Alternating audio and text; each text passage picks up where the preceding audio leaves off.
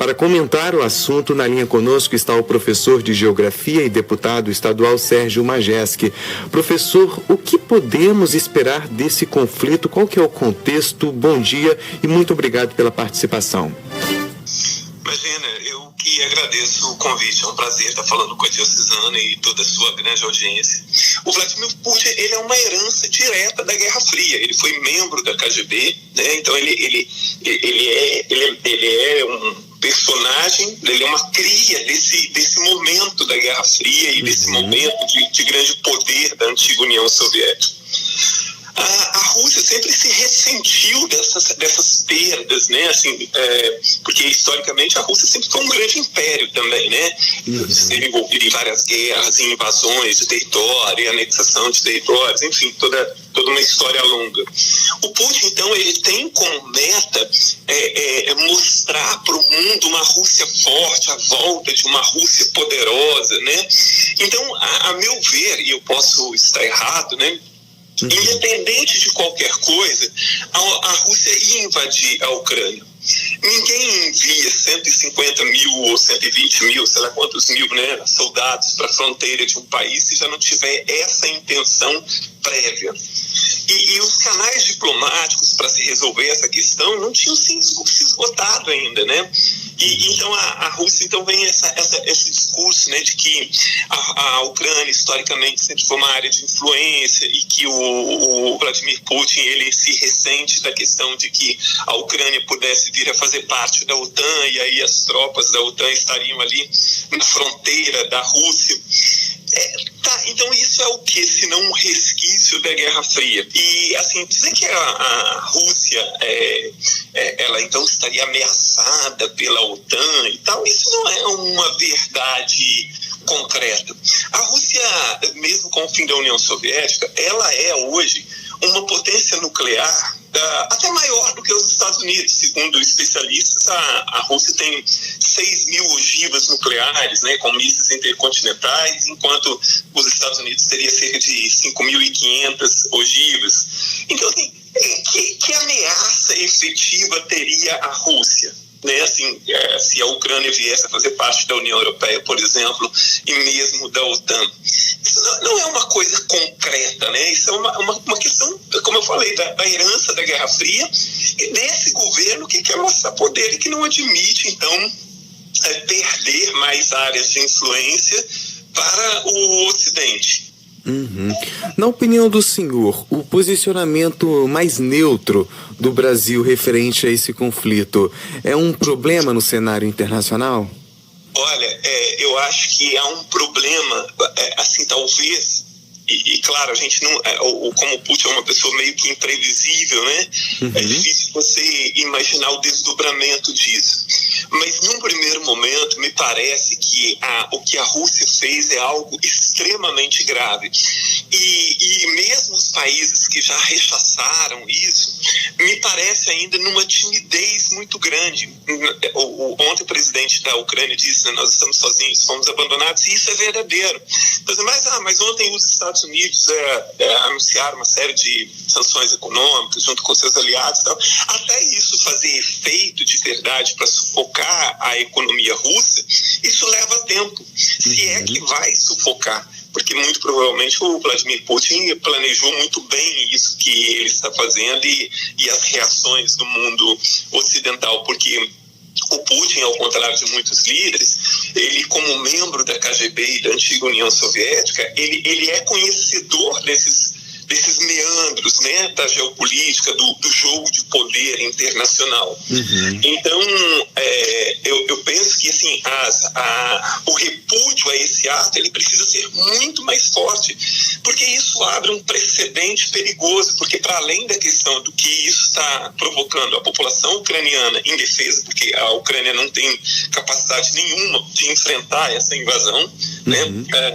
Apesar de ser o terceiro maior exército da Europa, né? Em comparação territorial, mesmo assim não tem a menor chance em números, né? Não tem.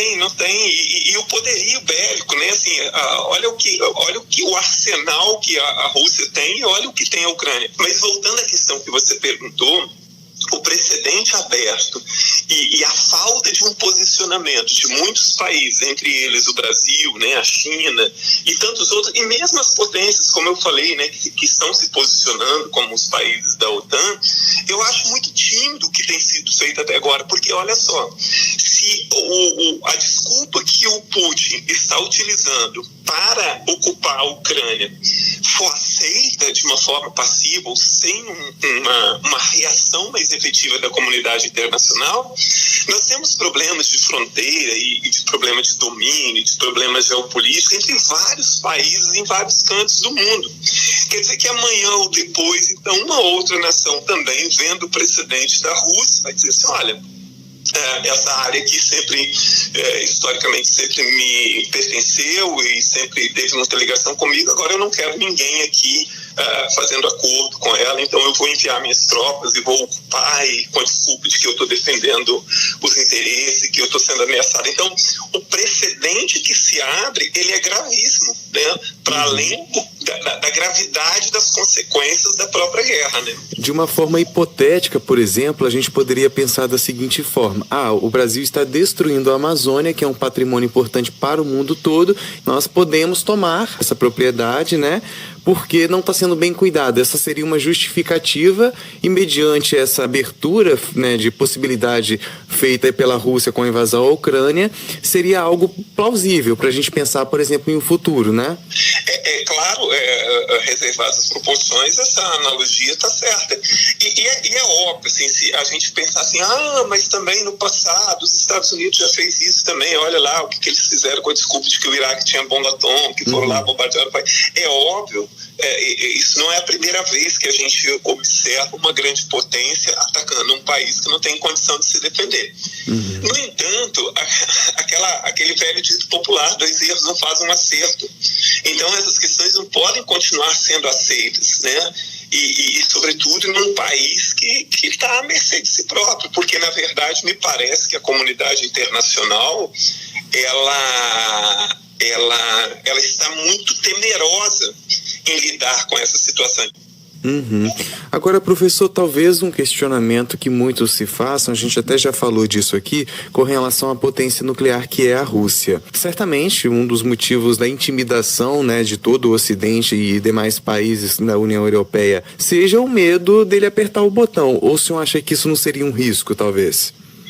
Então, eu acho que isso é pensado, porque assim, uns 2 dias antes de ele invadir a Ucrânia, ele fez um discurso duro e disse algo assim, olha, se ousarem interferir nessa situação, as consequências serão gravíssimas e jamais vistas, alguma coisa nesse sentido.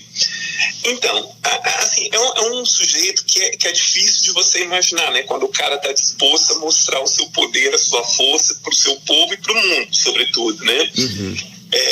Então, acho que existe esse temor, mas, por outro lado, assim, todos... É que é uma pessoa não confiável mesmo, né? Assim, na época em que a União Soviética ainda existia e no período da Guerra Fria, os especialistas diziam que o arsenal nuclear somado dos Estados Unidos e da União Soviética era suficiente para destruir toda a superfície terrestre, não uma vez só, mas pelo menos umas 10 vezes. Então, assim, um conflito nuclear, nós sabemos que não haveria vencedores, né? Eu acho muito pouco provável, né, o uso de armas nucleares, mas em se tratando de alguém que age dessa forma, também há essa questão de como lidar com esse sujeito, né? E, ao mesmo tempo, os países, né, no momento de crise econômica também, têm que pensar muito bem os próximos passos para que a emenda não fique pior do que o soneto, né? E nesse inteirinho ainda tem que analisar o papel da segunda maior potência nuclear. A China tem se aproximado da Rússia, tenta fazer o mesmo discurso do Putin, né, acusando os Estados Unidos de ser o principal responsável pelo que está acontecendo, que é uma narrativa que convence a alguns, né, mas que ela não é verdadeira, né? Assim, dizer que os Estados Unidos são o grande culpado e tal, porque os Estados Unidos insistiu em dar apoio para a Ucrânia e tal. Olha, mas a Ucrânia é um país independente, a Ucrânia é um país que tem o seu governo, então as pessoas têm que fazer as suas opções. Então, não cabe a terceiros dizer para que lado um governo vai, porque, óbvio que para qualquer país, né, fazer parte da União Europeia, por exemplo, seria fantástico, principalmente para um país como a Ucrânia. Então, se observa ali como a entrada da Polônia, da Eslováquia, da Hungria na União Europeia e mais, né, assim, um período mais longo de Portugal e da Espanha também, o quanto isso foi benéfico economicamente e o quanto isso melhorou a condição econômica e socioeconômica dessas populações. Mas é um conflito que tem que ser por todo mundo, né? Porque, como eu disse antes, para além do que ele causa diretamente àquela população, a economia mundial, o perigoso precedente que se abre aí, né? Uhum. Perfeito. Olha, muito obrigado, professor. A gente está com o tempo apertado, mas eu quero poder falar um pouquinho mais com o senhor sobre esse assunto, tá bom? Tá, Joia, à sua disposição.